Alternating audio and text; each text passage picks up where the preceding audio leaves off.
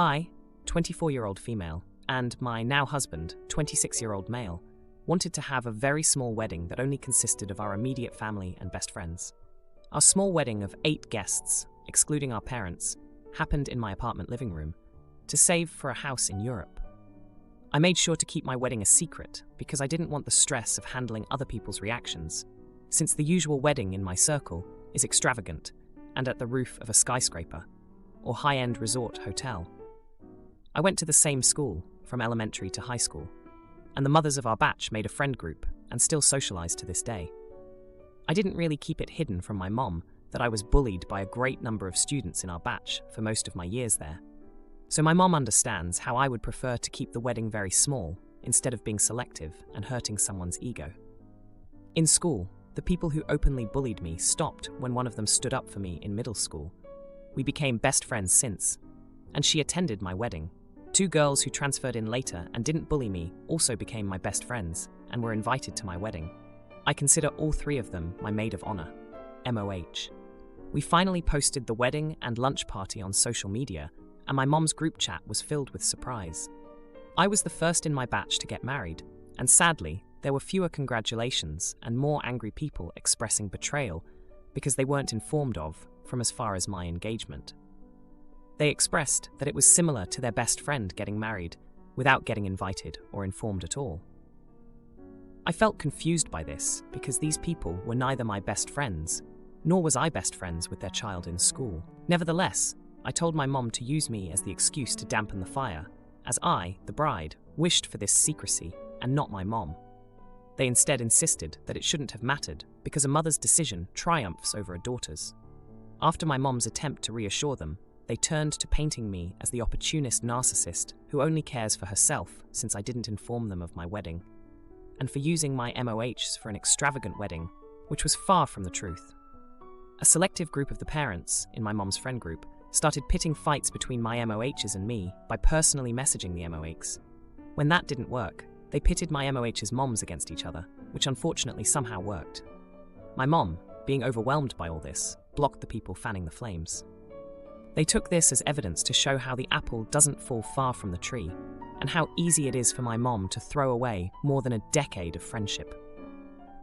Since I moved to Europe with my husband, my mom is isolated. My father is busy with work, and my brother is busy studying abroad. I feel awful when I video call her, and she seems depressed seeing her closest friends now scared to even reply to her chat. Thanks so much for your encouraging words and feedback, guys. This really helps me ease my worries. I'll be visiting my mom for a whole month soon. I'll take this time to bring my mom to hobby groups to help her find new friends. Thank you for the suggestions. Now, for a few comments before the update. Comment 1. This woman was never your mom's friends. They are status seekers and pot stirrers who want to know everyone's business. Your mother respected you and what you had been through, so she didn't inform them of something happening in the life of her extended family, you. I am sure your mother is hurting. Just like it hurts in middle school, it hurts as an adult when your friend group turns on you. Can your mother come and visit you for a vacation to get away from the reminders? Not the idiot. Comment 2. Not the idiot. Looks like the bullying jerks apples didn't fall far from the bullying jerks tree. Good for you for having your wedding for you. Good for your mom for standing up for you to this group. Shame on the group for making your wedding about them and their feelings. Maybe if their kids were decent human beings, they would have been invited. Now, for the update. Hey everyone, I just wanted to say a huge thank you for all the support on my last post. It's been a chaotic couple of weeks, and I've got some updates that I think you'll find pretty shocking. So, remember how I mentioned that my mom's friends were upset about not being invited to my small wedding? Well, things escalated quickly. One of the moms, let's call her Karen, decided to throw a celebration of friendship party, which was really just an excuse to exclude my mom and talk trash about our family. My mom found out about it when she saw pictures on social media, and it really hurt her. But here's where it gets crazy. Karen's daughter, who was one of the bullies from my school days, got engaged. And guess what? She's planning a huge wedding, the kind that I specifically avoided. The irony is that she's inviting everyone from our old school batch, except for my 3 MOHs and me. It's like she's trying to show off and make a point. Now, onto my MOHs. They've been my rock through all of this, but the other parents have been trying to turn them against me. They've been spreading rumors that I'm using my MOHs for their connections and money, which is ridiculous because our wedding was so low-key. It's been tough on them too, because their moms are getting dragged into this drama. One of my MOHs, who stood up for me back in middle school, confronted Karen at a local coffee shop. She told Karen off for being so petty and causing so much unnecessary drama. Karen was taken aback and ended up spilling her coffee all over herself in the commotion. It was a scene straight out of a movie, and people in the shop couldn't help but stare. But here's the jaw-dropping part. Karen's daughter's fiancé reached out to me. He confessed that he's having second thoughts about the wedding because of all the drama and the way his future wife is acting. He said he admired the way my husband and I handled our wedding and wished they could do something similar. I was floored. I never expected him to come to me, of all people, for advice. In the midst of all this, my mom has been trying to stay strong. She's been going to hobby groups, like I mentioned before, and she's actually starting to make some new friends. It's been a slow process, but she's finding people who appreciate her for who she is, not for the drama they can stir up. Now, for the subtle twist of karma, Karen's daughter's wedding is coming up, and there's been a lot of talk about how extravagant it's going to be. But here's the thing. The venue they booked double-booked their date with a bigger, more high-profile event. They were forced to reschedule to a less desirable date, and now a lot of their guests can't make it. It's like the universe is saying that all the show-off behavior and nastiness just isn't worth it. As for my mom, she's starting to see who her real friends are. And my MOHs? They're closer to me than ever. We've all been through so much together, and these ridiculous attempts to break us apart have only made our bond stronger. I'm still in Europe with my husband, and we're happier than ever. We're building our life together, just like we planned, away from all the pettiness and drama.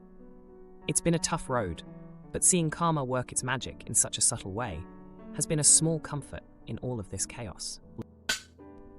My stepbrother's bags hit the floor, and he expected a hero's welcome, but I wasn't playing host. He left, and the silence whispered of twisted fate. My 21-year-old stepbrother Joseph is home from college. Originally, his plan was to stay with us for a night, and then stay with his friend for most of the break, except for Christmas Eve and Christmas. Joseph helped his dad replace a second-story window on our house the other day and fell, got a concussion, and broke his elbow.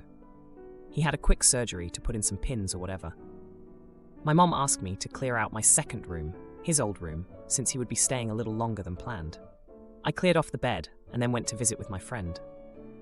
When our parents got back with Joseph, they got mad that the room wasn't in good enough conditions for his high standards, I guess. I came back and cleaned up more of the room. Yesterday, he just laid around in the room all day, and to my knowledge, didn't need much. My stepdad had to work, and my mom had to leave for a couple of hours to pick up my grandparents from the airport and take them home. They told me to watch after Joseph, as if he's a child. When they left, I peeked into his room and he was asleep. I went to go see my friend again. I left his meds, a cup of water, and a note saying where I was and to call me if he needed anything. Otherwise, I'd be back a little later. I meant to only be gone for an hour or so. But you know what happens when friends get to talking and catching up. Plus, this was going to be the last time I'd get to see her because she's going out of town with her family for 2 weeks, then back to school, and our first visit already got interrupted. Well, to my surprise, my mom brought my grandparents back to the house so they could eat a quick dinner before driving them the rest of the way to their house. She called me upset and told me to get home. Later, when she got back again and Joseph's dad got home, they lectured me about trust and irresponsibility, going so far as to say I was a selfish brat for leaving when they told me not to. My argument back was that Joseph slept through everything and was fine. Besides that, while yes, I get he's hurt, he's a grown-butt adult and can take care of himself, and he could have called me if he needed something. I wasn't far away, and they didn't even tell me not to leave. They just said to watch after him. That doesn't require me to hover by his bedside for hours. A day later, and my mom has come around, but my stepdad is still angry. He made the decision to take a sick day today so he could stay home, but now he's blaming me for that, even though it was his choice. I told him he didn't have to because I didn't have any plans, but all he says is, that's not the point. Am I the idiot, or who is the AH? ETA. I'm an AH, and am not empathetic. I'm just not. That said, I did apologize. I also made it known that I don't feel I should be made to take care of him. He's not my brother, so I don't feel like I have to help him in the bathroom or anything. That's just wrong. Anyway, they agreed to not put that on me anymore. Now, for a few comments before the update. Comment 1. You're the idiot. You should look up what a concussion does to someone. You were being very selfish. He's on medication, has a concussion, and a broken arm. You were only thinking about yourself. Also, don't expect too much if you ever need any help, because according to your logic, you're a checks notes, grown-ass adult. If you ask, then you are creating a double standard by your own hand. I'm willing to bet that they're going to throw it in your face, and you can do nothing about it, because here you are championing it. Comment 2. A concussion that major could have complications where he wouldn't be able to call. So yeah, you're kind of the jerk here. You should have had your friend come over to the house if you wanted to see them that bad. Now, for the update. Hey everyone, thanks for all the comments on my last post. It's been a wild week, and I've got quite the update for you all. So, after the whole incident with Joseph and my parents, things took an unexpected turn. Joseph and I have never been close, but with him being stuck at home due to his injuries, we were forced to interact more. I thought it would be awkward, but it was surprisingly not. He started opening up about college life, his friends, and even his recent breakup, which I had no clue about. Turns out, his girlfriend cheated on him with his roommate, and that's why he was planning to stay with his friend over the break instead of heading straight home. As for me, I was still feeling the heat from my stepdad, but my mom was trying to play peacemaker. She suggested that Joseph and I spend some time together, hoping it would smooth things over. I wasn't thrilled, but I agreed. One evening, we ended up watching a movie in his room since he couldn't move around much. It was actually kind of nice, and we shared a few laughs. But then, things got steamy. Out of nowhere, Joseph leaned in and kissed me. I was shocked, to say the least. It was a moment of weakness for both of us, I guess. He was vulnerable, and I was there. It shouldn't have happened, but it did. The next morning, the air was thick with regret. We both knew it was a mistake, but we couldn't take it back. The heartbreak came when Joseph's ex-girlfriend called him out of the blue. She wanted to talk and possibly reconcile. I overheard the conversation, and the pain in his voice was clear. He still loved her, despite everything. It was a punch in the gut for me, even though I knew our kiss meant nothing. I felt used and foolish for letting my guard down. To make matters worse, my stepdad walked in on us having a heated argument about the kiss and the phone call. He was furious, accusing us of being irresponsible and disrespectful. The confrontation was intense, with accusations flying and old resentments resurfacing. Joseph tried to defend me, saying it was his fault, but my stepdad wouldn't hear it. The tension in the house reached a boiling point. My stepdad was now giving both of us the cold shoulder, and my mom was caught in the middle, trying to keep the peace. I was angry at Joseph for putting me in this position, and at myself for not keeping my distance. In the midst of all this, Joseph's friend, the one he was supposed to stay with, showed up. He had heard about the accident and wanted to check in. Seeing him brought back memories for Joseph of the life he had before the break, before the injury, and before the kiss. They spent hours talking, and I could tell Joseph was longing to go back to that life, away from the mess we'd created. As the week came to a close, Joseph's condition improved, and he started making plans to leave. He apologized for everything, saying he never meant to hurt me or cause more drama. I accepted his apology, but the damage was done. Our relationship, whatever it was, would never be the same. And so, here we are. Joseph is packing up to go stay with his friend, my stepdad is still angry, and I'm left feeling like I'm to blame for everything. It's been a journey of emotions, and I'm just trying to find some normalcy again. Husband's ex tries to wreck our peace, so we ditch her for Disneyland. She plays the victim, but the twist hits her like a ton of bricks. My husband, Tim, 34 years old, and I, 33 years old, have been married for 3 years. Tim has a daughter, Lucy, 13 years old, from a one-night stand. Both Tim and Lucy's mother, Deborah, were teenagers when Lucy was born. Deborah wanted nothing to do with Lucy and disappeared, so Tim had full custody and had been raising Lucy as a single dad when we met. I have been in Lucy's life since she was 6 and consider her my own. A couple of years ago, Deborah suddenly appeared back in our lives and contacted Tim, wanting to meet with Lucy. Deborah was a drug addict. I'm not sure if she still is, but I wouldn't be surprised, and generally not a great person for a kid to be around. However, Tim would allow Lucy to see Deborah once in a while. Lucy seems like she's just going through the motions with finally having her mother in her life. She doesn't particularly seem excited or upset. She just does as she is told. Deborah also has a boyfriend named Don. Recently, After Lucy came back home from dinner with Deborah and Don, she mentioned to Tim and me that she found Don very weird. He didn't explicitly say or do anything to Lucy, but she felt uncomfortable being around him. A few days ago, Tim had to unexpectedly go on a work trip to another country where he will be completely unavailable for 3 days. He won't have any type of service to communicate with us.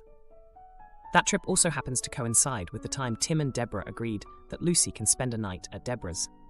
So I was the one dropping Lucy off at Deborah's, and when we got there, we saw Don sitting on the front porch, staring out at our car.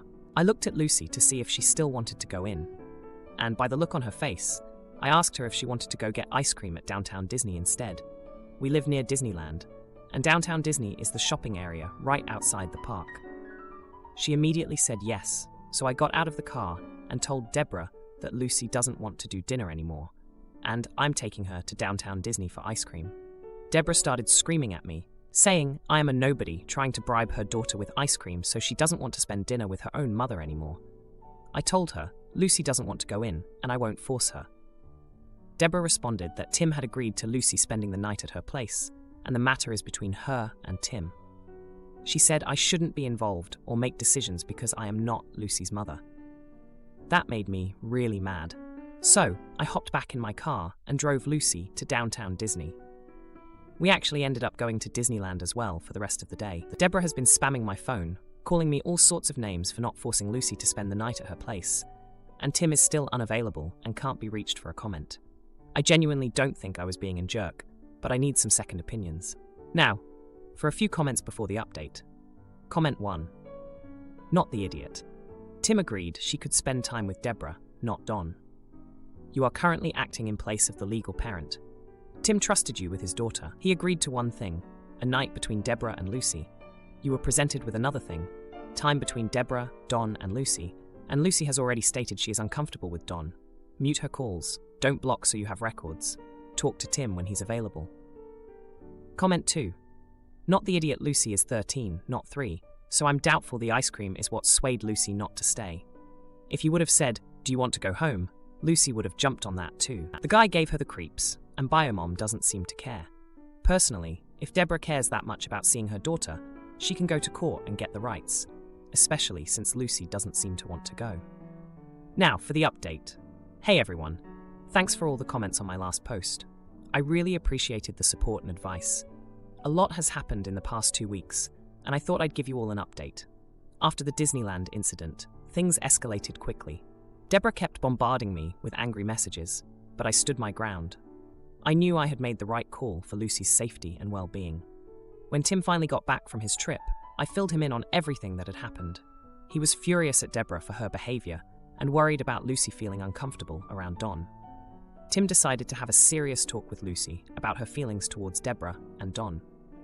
It turns out, Lucy had been feeling uneasy around Don for a while, but didn't know how to bring it up. She was afraid of causing trouble or upsetting her dad.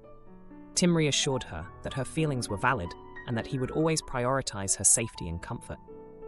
With Lucy's feelings out in the open, Tim confronted Deborah. He told her that Lucy's comfort was non-negotiable and that if she wanted to be a part of Lucy's life, she needed to respect her boundaries. Deborah was defensive at first, but when Tim threatened to limit her access to Lucy if things didn't change, she agreed to have Don keep his distance during her visits. In the meantime, Lucy and I have been spending a lot of quality time together. We've been bonding over baking sessions, movie nights, and even started a small garden project in the backyard. She's been opening up more, and I can tell she's feeling a lot happier and more secure. But the real shocker came when Deborah called us out of the blue, sounding very different.